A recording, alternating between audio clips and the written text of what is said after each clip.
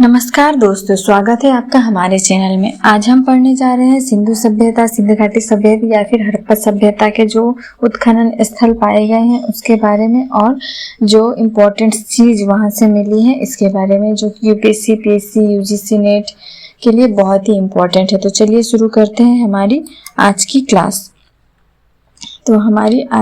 चलिए शुरू करते हैं। हम पहले वो ड्रॉ ले लेते हैं एक। तो पाकिस्तान के पंजाब के पुराने मोंटगोमरी जिले में, वर्तमान जो साहिवाल जिले है, वहाँ से हड़प्पा के टीले के सर्वप्रथम जानकारी मिली है। किसने खोजा है? 1826 में चार्ल्स मेसन ने इसकी जानकारी दी है।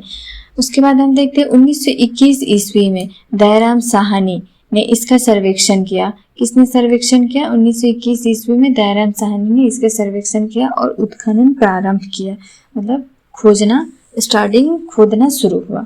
उसके बाद हम देखते हैं 1926 ईस्वी में माधव स्वरूप बत्स ने और 1946 ईस्वी में मॉर्टिमर व्हीलर ने हड़प्पा का व्यापक स्तर से उत्खनन कराया। इसके बाद हम देखते हैं हड़प्पा में दो टीले में पूर्वी टीले की नगर टीला है और तथा पश्चिम टीला कौन सा है? दुर्ग टीला कहा जाता है। तो हड़प्पा में दो टीला मिला है, एक नगर टीला जहाँ पे शहरी लोग रहते थे, और पश्चिम टीले जहाँ दुर्ग टीला मतलब या फिर राजाओं के घर या फिर पुरोहित का घर मिला है।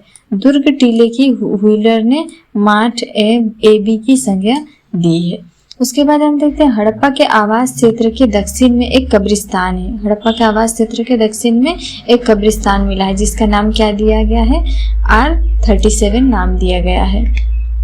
इसके बाद हम देखते हैं हड़प्पा से मिला सबसे विशाल अवशेष कौन सी है? 6-6 की 2 पंक्तियों में निर्मित कुल 12 कक्षों वाले एक अन्नागार मिला है, बहुत ही बड़ा, जो कि 6-6 रूम में विभाजित है, मतलब टोटल 12 रूम है उसमें। यह अन्नागार हड़प्पा सभ्यता के समस्त केंद्रों से मिले अवशेष लोथल के गोदीवाड़े के बाद सबसे विशाल है।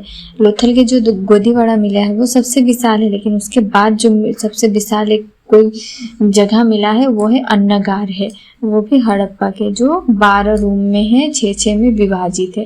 प्रत्येक अन्नागार कितने हैं? 50 × 20 फीट का है। इसके बाद हम देखते हैं ऋग्वेद में हरियूपीय का समीकरण हड़प्पा से किया गया है। तो ऋग्वेद में एक शब्द मिलता है जो है हरियूपीय। इसका समीकरण किससे किया गया है? हड़प्पा से किया गया है। इसके बाद देखते हैं हम हड़प्पा से मिले अन्य महत्वपूर्ण अवशेष। हड़प्पा से क्या क्या वस्तुएं मिले हैं? कर्मचारियों के आवास व मजदूरों के बेरक मिले हैं। पीतल के इक्का गाड़ी मिला है। एक मुद्रा पर पैर में सांप दबाए गरुड़ का चित्रण है। स्त्री के गर्भ से निकलते हुए पौधे वाले मूर्ति का है। उसके बाद नरक बंद प्रस्तर का है। पुरुष के धड़ की पाषाण मूर्ति मिली है और ईंटों के वृत्ताकार चबूतरे मिले हैं। उसके बाद 2 पाषाण मूर्ति, लाल पत्थर की मानव मूर्ति व काले पत्थर की नर्तकी की मूर्ति मिली है। उसके बाद गेहूं तथा जौ के दाने भी मिले हैं। इसके बाद एक बर्तन पर बना हुआ मछुआरों का चित्र है। शंख का बना बैल है। उसके बाद धूसर पाषाण की पुरुष नर्तक की आकृति है। उसके बाद तांबे के आकृतियां, प्रसाधन, मंजूषा, कांसे का दर्पण, ये सब कहाँ से मिला है? हड़प्पा से मिला है। और भी मिले हैं बहुत सारे कुछ, जो है मनुष्य के शव के साथ बकरे का अस्थिपंजर मिला है। पशुओं के हड्डियों का ढेर मिला है। इस पशुओं के हड्डियों का ढेर से पता चलता है कि वहाँ के लोग पशु खाते थे, पशुओं को मारकर खाते थे और उनके हड्डियां अपने पड़ोस के इलाके में दफनाते थे। हड़प्पा से कब्रिस्तान संस्कृति के साक्ष्य भी मिले हैं। हड़प्पा से लकड़ी की ताबूत मतलब मॉडर्न कॉफिन जो है, वुडन कॉफिन जो है वो मिला है। संविधान के साक्ष्य भी प्राप्त हुए हैं।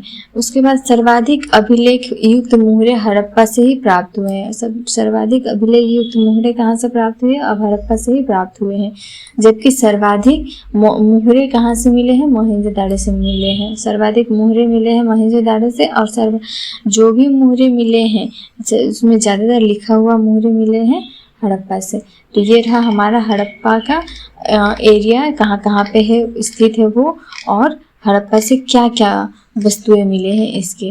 तो ये क्लास बहुत ही इम्पोर्टेंट है, आप नोट्स कर लीजिए यहाँ से कि हड़प्पा से क्या क्या चीज़ें मिली हैं। ये एग्ज़ाम के पॉइंट ऑफ व्यू से बहुत ही इम्पोर्टेंट है।